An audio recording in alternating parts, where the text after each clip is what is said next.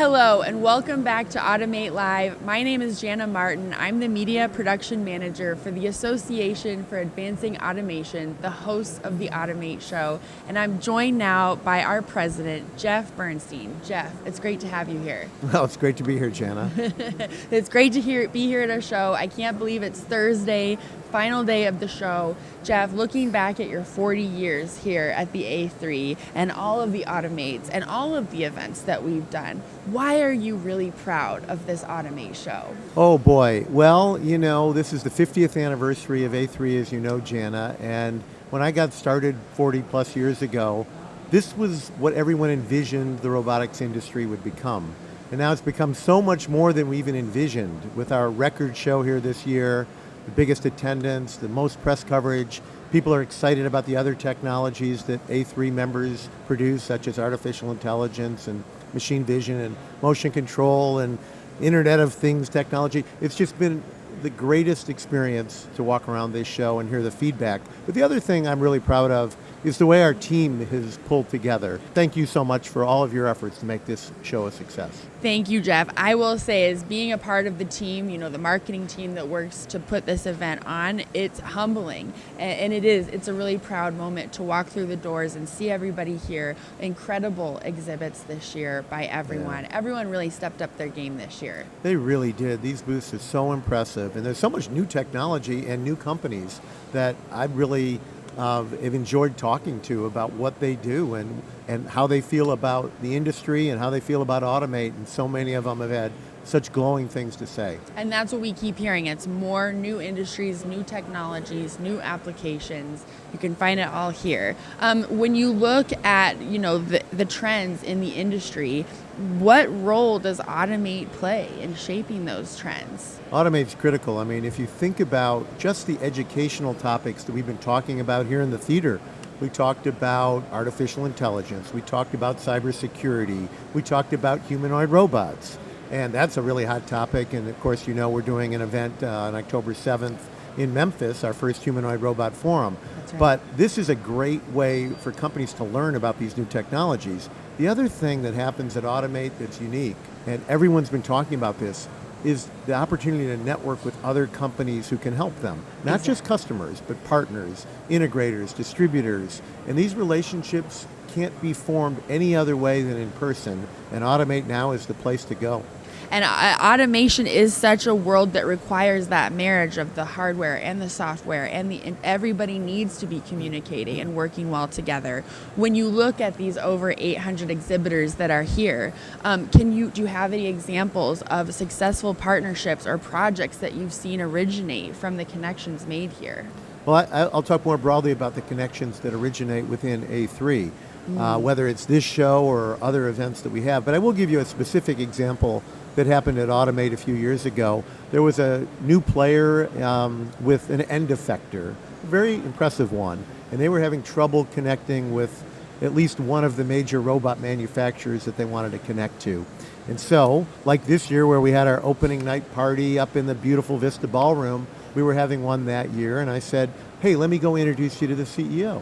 And that happened, and then their relationship developed, and they have a long-lasting partnership. That is all it takes, is just a handshake and an introduction in a place like this. It's an incredible place to be. As you mentioned, Automate has increased its focus on education this year. We held a full Educator Day yesterday and even awarded an Educator of the Year. Student Tour Day is today. It's happening right now. Why is this such a key focus for us here at A3? It's a really key focus because what's the biggest problem we have? Not enough skilled labor, not enough people to fill the open jobs we have, not only at our member companies, but at their customers. And it doesn't matter what industry you're talking about. So we have to educate the workforce. We have to make sure they have the skills that our industry needs. And Educator Day, seeing those 150 or 200 educators there was incredible. And they are looking for guidance on what they should be teaching their students. And the fact that they were here and seeing the show and learning about all these technologies, they were really thrilled, and so were we.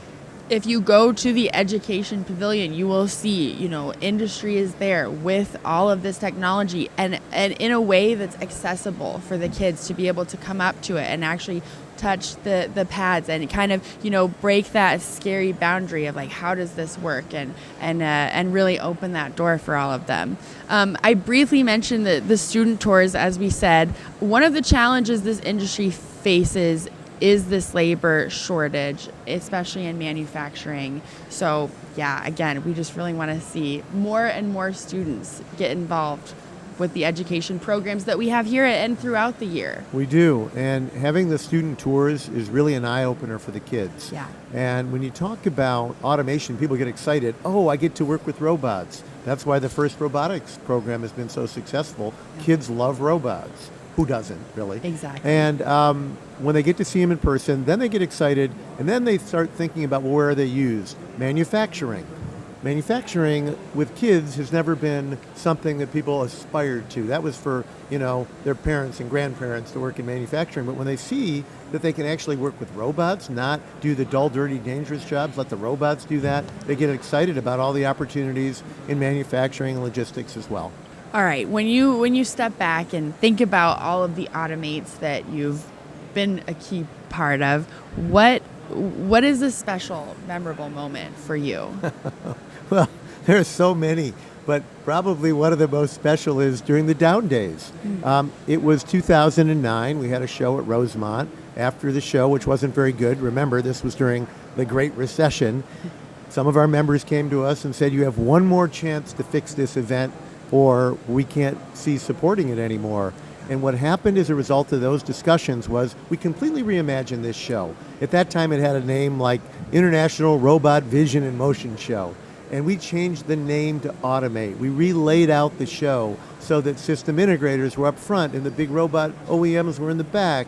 And this completely changed. Not only did we change those things, but we moved from Rosemont to McCormick Place. We co-located with another show. And it was so successful that Automate became a show that could no longer co-locate with anybody. We had to be on our own. And so when we moved to Detroit in 22, we nearly doubled the size of our show, and same in 23. And now we're back after 5 years on our own in the largest hall here at McCormick Place. This is the big leagues for trade shows. And we've had our record show, which was way more than double, nearly triple of what it was when we left last time.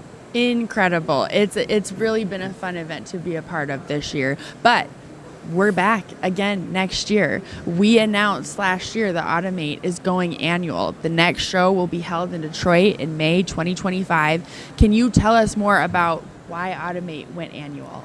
Well, in the early years, it was an annual show. Then the pace of change slowed. The industry went through some hard times, and it went to every other year. But look at what's happening now. The demand for automation is obvious by looking around the number of people who are at this show. As this demand explodes and as technologies change quickly, artificial intelligence seems to be changing daily, you have to have an annual show. And why shouldn't it be the best show? And Automate, we believe, is the best show. And that's why we're every year. I think that's a really great development for anybody that wants to automate. Come to the show, you know you can count on it. This is the place to be. Yes. Having been in the industry for over 40 years. You keep emphasizing I that. know. You make me feel old, Jana. I think that, that experience and that history is so valuable, and we can learn a lot from that. So what are the significant changes that you've witnessed? And then as we think about the future and more changes that are coming, this technology that's involved is rapidly advancing. How have you seen that change, and where do you see that going? Well, think about robotics in the early days when it was principally a robot show. They were heavy machines that had to be safeguarded behind fences, kept away from people. And now if you walk this Automate show, I've seen more collaborative robots at this show than I've ever seen in my life. Now, collaborative robots can work safely side by side with people without fencing around them. And so that has been a big change. But how about autonomous mobile robots that are moving around factory floors and warehouses? That's been a change. So now we're talking about humanoid robots, and of course we have at least one humanoid here. The form factors are changing. the capabilities are changing, the artificial intelligence is making the machines smarter, and those have been some of the major changes. And of course, the enabling technologies like machine vision and grasping, seen so many advances in those areas. So it's a really exciting time, the most exciting time in the 40 years that I've been involved. This is it. This is, and we're just getting started. You asked where do I think it's going? This is all accelerating so that we can leave just factories and, no longer just for automotive or aerospace or electronics, but agriculture, construction, life sciences, all these industries. In fact, it's hard to think of an industry that isn't looking to automate. And it's not just in the U.S., it's not just in North America. Of course, we have A3 Mexico. We have a great presence there. We're going to be doing more work in India, thanks to the grant that we've received. I mean, how excited are you about the global impact A3 is really having? It's really gratifying to see the impact that we're having, because this technology is spreading throughout the world, and there aren't a lot of associations with the experience that we have, but more importantly, our members have. So when we started A3 Mexico, it was because we believed Mexico is a great opportunity. It's close to the U.S., so-called nearshoring of manufacturing jobs, and somebody needs to educate them about safety and what the new technologies are. And so we've done a good job there so far. It will only get better as a result of this MDCP grant we won from the U.S. Department of Commerce. And as you said, we're going to go to India this year and take some of our member companies there to showcase what's possible. India has a national plan to automate, as do many other countries. And A3 is the world's largest trade association for these technologies, and we want to play a part in educating everyone around the world. And just to touch on one other aspect of our work as an association that advances automation truly, you were on Capitol Hill last week advocating for automation. One of the questions you tend to answer most is about robots taking jobs. Yeah. What advice would you give to professionals worried about automation impacting their jobs? Well, I would say this. The biggest threat to your job is if your company is no longer able to compete. That's when all the jobs are at risk. Companies who've automated are often creating better, safer, and higher paying jobs and keeping their company in business. And as they grow, adding more people. This is a globally competitive world. You really need to take advantage of automation, and even individually learning about these tools and how to take advantage of these generative AI tools. This will make you more valuable in your career. So I really think that automation is paving the way to entirely new jobs that we never even thought could have existed. We've seen that over time. Of course, we also talk about what else we've seen over time. Our chart that shows over 35 years of history that whenever robot sales go up, unemployment goes down. And when robot sales go down, unemployment goes up. During this period from the end of the Great Recession to now, nearly 15 years now, greatest era of explosion of robot adoption in the U.S. ever, unemployment has dropped from nearly 10% to 3.5% to 4%. Sure doesn't sound like a job killer to me. No, that's right, Jeff. Well, thank you so much for being here on Automate Live today. We have more interviews coming up next right after this.